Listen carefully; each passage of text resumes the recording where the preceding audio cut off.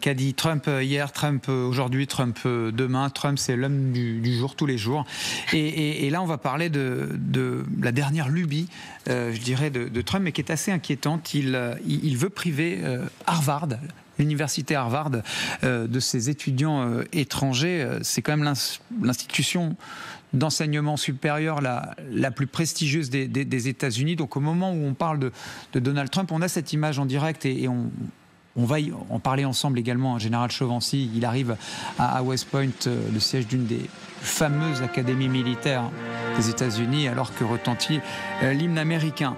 Et au moment où retentit l'hymne américain, eh bien, le président des États-Unis veut, lui, s'attaquer à l'une des plus prestigieuses institutions américaines, qui est l'université d'Harvard, qui a été fondée avant l'indépendance des États-Unis. C'est une institution quadricentenaire, 389 ans. Avant même l'indépendance des États-Unis, vous aviez un pasteur, le pasteur Harvard, qui distribuait des bouquins aux premiers migrants aux États-Unis et créait l'un des piliers de ce que seront les États-Unis.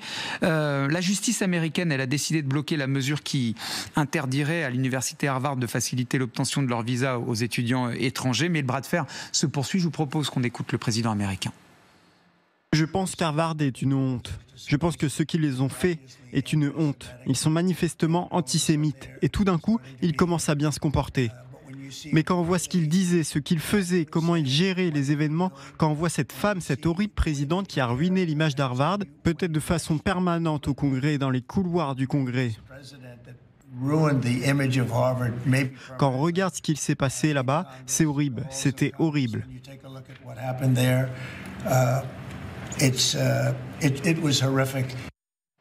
On sent une inversion, Khady Adoumdouas, mais profonde du président américain Donald Trump, qui s'attaque à cette institution dont on parlait, qui abrite les élites, les intellectuels, mais il reproche quoi exactement Trump à Harvard ? Effectivement, il y a un passif très, très lourd entre Donald Trump et la prestigieuse université américaine. Pourquoi Trump en veut à Harvard ? D'abord, pour lui, c'est le symbole de l'élitisme libéral que Donald Trump méprise au plus haut point et qui profite, selon lui, bien des largesses des fonds publics.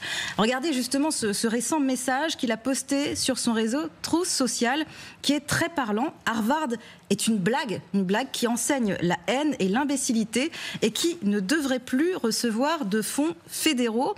Donald Trump, il accuse en fait l'université de recruter essentiellement des gauchistes radicaux, des idiots et des cervelles de moineaux. C'est ce qu'il a écrit, vous le voyez sur son réseau Truth Social.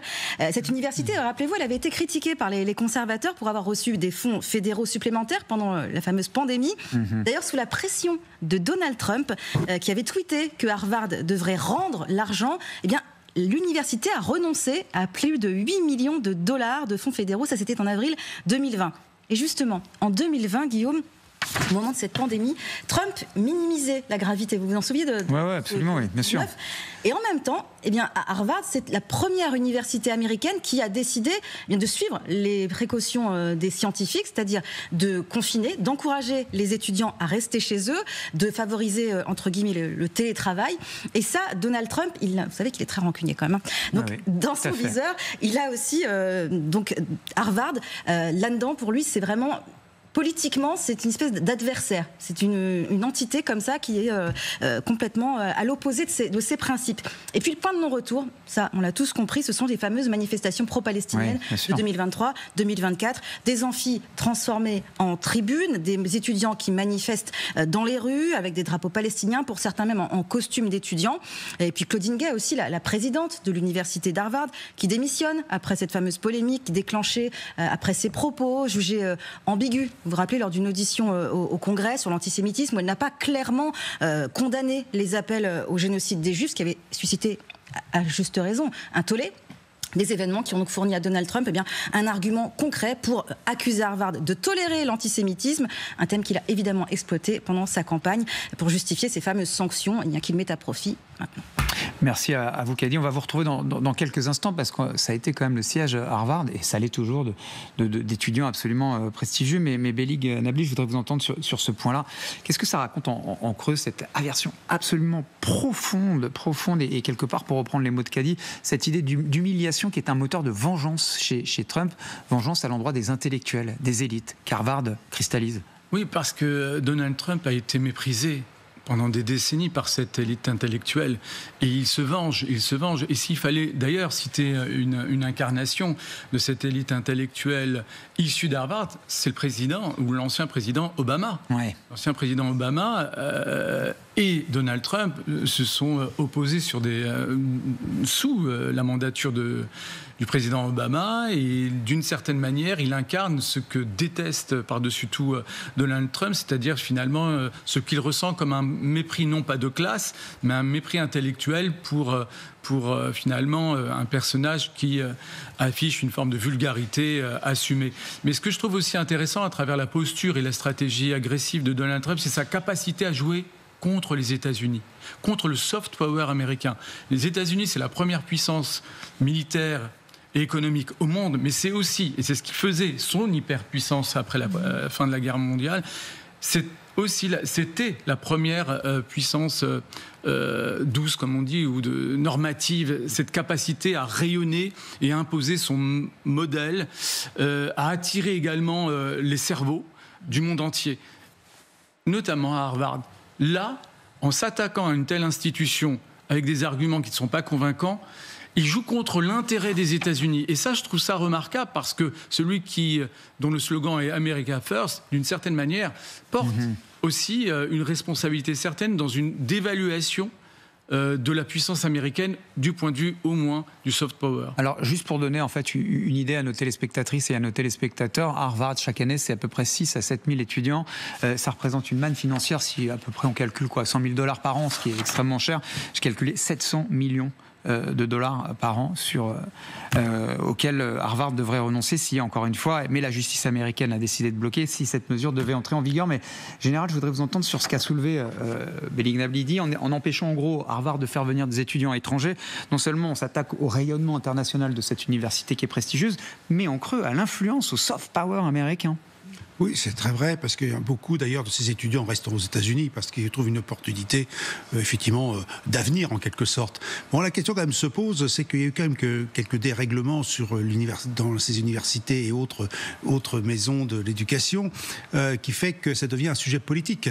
La question est de savoir qu'est-ce qu'on peut autoriser, jusqu'à quelle limite en termes de liberté d'expression dans des universités, et que quand on parle d'antisémitisme, l'affaire de Gaza aussi qui a soulevé des passions, et à un moment donné on peut se poser la question de savoir où s'arrête l'ordre et la discipline pour que tout fonctionne bien. Qu'il y ait une liberté d'expression, on peut le comprendre, mais peut-être que les limites ont été franchies. Et maintenant, il y a une intervention maintenant politique, purement politique, qui théoriquement ne devrait pas avoir lieu. Et puis, quel outil on utilise ? L'argent. Parce qu'en fait, avec l'argent, vous arrivez beaucoup plus facilement à réduire des résistances que par la coercition. Mais Harvard, qui résiste précisément aux menaces de couper les financements auxquels Columbia à New York s'est pliée, parce qu'elle est assise, Harvard, sur un trésor de guerre qui se monte en plusieurs d'une dizaine de milliards de dollars, 50 milliards de dollars. Mais je voudrais rebondir sur ce que soulevait le général Chauvency, Michel Fayad. C'est quand même un paradoxe. On est aux États-Unis, le pays libéral par excellence, qui dicterait à une institution privée, Harvard, ce qu'elle a à dire du point de vue de ses programmes ou non. Oui, puis une chose aussi importante à dire, c'est que 27% des étudiants sont étrangers et qui payent plus que les étudiants américains. Donc la manne financière dont vous parlez, elle vient en grande partie des étudiants étrangers. Et donc, oui, l'influence politique, le jeu politique, il est lié également à la subvention que donne l'État. Parce que c'est vrai que d'un point de vue étatique, si on donne de l'argent, on veut quand même avoir une participation au programme. C'est également le cas en France quand il y a des oui, mais là, on est aux États-Unis. Les États-Unis, ça fonctionne totalement différemment. Même les écoles privées en France qui sont subventionnées par l'État intervient dans le programme. Donc en fait, c'est quelque chose qui est aussi valable en France. La question aujourd'hui aux États-Unis pour Trump, c'est que oui, il y a la Harvard Law School qui pose problème, il y a le côté politique, etc. Mais il y a également le Harvard Business School qui est la référence mondiale pour le MBA. Et donc, pour ça, Trump n'a pas intérêt à casser, à détruire, parce qu'effectivement, il y a énormément de chefs d'entreprise entreprises américaines ou de top managers dans les entreprises américaines et à travers le monde qui sont issus de la Harvard Business School.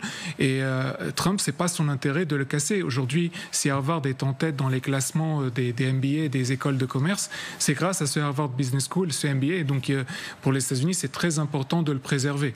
Et alors, attendez, parce que Michel Fayad nous tend une perche. Je sais que vous brûlez d'intervenir, Belegnabi, mais attention, il y a Kadi Adoumdouas qui, précisément, dans le prolongement de ce que vient de soulever Michel Fayad, va nous dire, mais quelle star, d'une certaine manière, a compté dans ses rangs et sur ses bancs, cette prestigieuse université de Harvard. Et Guillaume, si on regarde dans les archives, effectivement, il y a des noms extrêmement célèbres, des pointures, des personnalités qui sont devenues même des modèles, hein, disons-le franchement, hein, pour certains. Il y a des entrepreneurs, des dirigeants, des prix Nobel aussi. Regardez, si je vous dis d'abord Ban Ki-moon, il est passé par Harvard, ex-secrétaire général des Nations Unies 2007-2016. Il est diplômé de Harvard en 1984. Ensuite, Felipe Calderón, l'ex-président du Mexique, diplômé d'une maîtrise en administration publique à Harvard.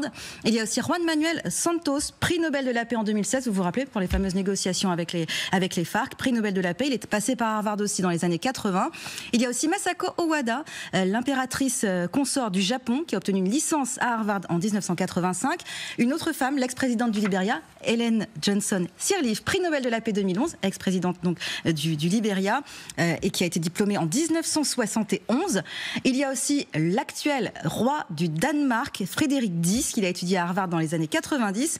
Il y a aussi Maya Sandu, la présidente de Moldavie, qui a eu sa maîtrise à Harvard en 2010. Et puis tout récemment, Mark Carney, le nouveau Premier ministre canadien, qui a obtenu sa licence à Harvard en 1988. Voilà, c'est un échantillon, hein, parce qu'il y en a eu d'autres, mais je pouvais pas. Mais pour autant, malgré ce parterre de stars internationales, enfin de gens qui exercent les plus hautes fonctions et à tout niveau, et notamment en droit international, on va revenir sur Ban Ki-moon. Bon voilà, Trump et Harvard, la confiance est rompue. Est-ce que vous diriez ? Oui, tout à fait, absolument. C'est arrivé depuis cette affaire de la pandémie, comme je vous le disais, et puis l'idée qu'il y a ce bras de fer, et surtout pour Donald Trump, c'est le chantre de toutes les valeurs qu'il déteste, à savoir le wokisme, et puis la défense aussi, vous voyez, des genres, des races, tout ce que Donald Trump exècre et tous les programmes qu'il a voulu limiter et étouffer dans l'œuvre dès le début de son mandat. C'est intéressant quand même, hein, ce qu'elle dit, Kadi, et la manière dont elle développe. C'est-à-dire que les plus grandes figures de cette planète, celles et ceux qui exercent les plus grandes fonctions, sont passés sur les bancs de cette université, et pour autant, guerre idéologique, humiliation, vengeance, Donald Trump, encore une fois, tape sur quasiment l'un des ressorts de ce que sont les États-Unis. Oui, parce que ces figures ou les thèmes que vous avez évoqués, c'est tout ce que déteste Trump, qu'il s'agisse du multilatéralisme incarné par Ban Ki-moon, ou ce que certains, pour essayer de stigmatiser, parlent de wokisme. En fait, c'est quoi le wokisme ? Parce que tout le monde mobilise la notion, mais pour ne pas expliquer de ce dont il s'agit ou l'enjeu qu'il charrie. Tout simplement, le fait de mettre en avant la thématique de l'égalité devant la loi ou l'égalité de fait, dans la mesure où il y a une réalité. C'est vrai qu'en fait, ce que reproche M. Trump, le président des États-Unis à Harvard, c'est de faire la promotion de DEI, de programme de diversité et d'inclusion, en gros de discrimination positive. Oui, mais pas seulement. Il y a plus largement, il ne faut pas oublier que Donald Trump a assumé un discours raciste pendant sa campagne. Et dès lors que vous assumez un discours raciste, c'est qu'a priori vous êtes raciste. Et que dès lors que vous avez des institutions aussi prestigieuses qui, au contraire, mènent une politique antiraciste et antidiscriminatoire, bien sûr qu'elle devient par là une cible politique et idéologique. C'est aussi simple que cela en vérité. Et donc pour ne pas évoquer ces enjeux de fond, on préfère dire oui voilà, en fait il s'attaque au wokisme. Je ne sais pas de quoi on parle. Et donc tout le monde est derrière ce label consensuel dans une frange des clivages du paysage politique. Mais en vérité, c'est bel et bien la question de l'égalité devant la loi et la lutte contre les discriminations que déteste Donald Trump. Et c'est cet enjeu-là également qui traverse la classe politique américaine. Et il faut bien reconnaître que Donald Trump a réussi à imposer à la fois son regard et à remobiliser peut-être parmi les pires pages de l'histoire américaine, parce que tout cela n'est pas totalement nouveau, de la même manière que aussi moderne que peut représenter, enfin aussi nouveau que peut apparaître la figure de Donald Trump, ses racines en fait, sont ancrés dans l'histoire des États-Unis.